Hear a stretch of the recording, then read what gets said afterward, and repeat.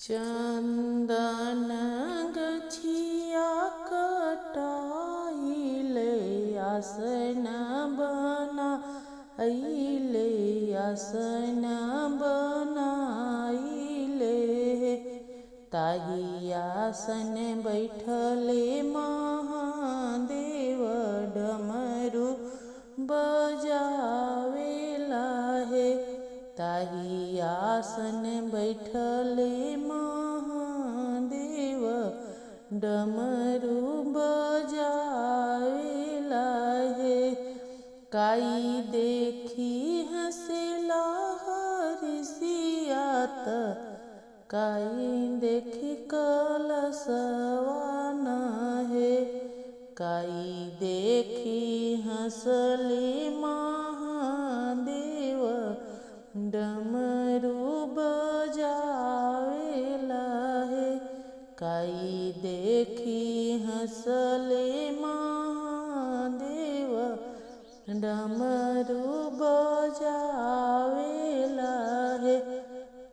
जटा देखी हंसेला ऋषियात मौरी देखी कलसवान है। जटा देखी हंसेला ऋषियात मौरी देखी कलसवान है। गौरा देखी हंसले महादेव डमरू बजावले है। गौरा देखी हंसले महादेव डमरू बजावेला है।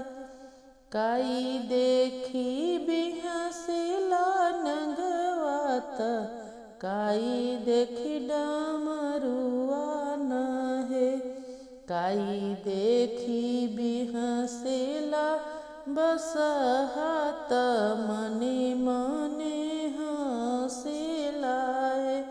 काई देखी बिहसेला बसहात मने मने हंसेला है।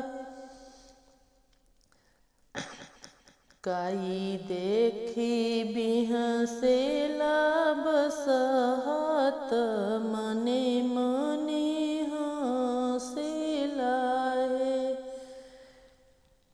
भाव देख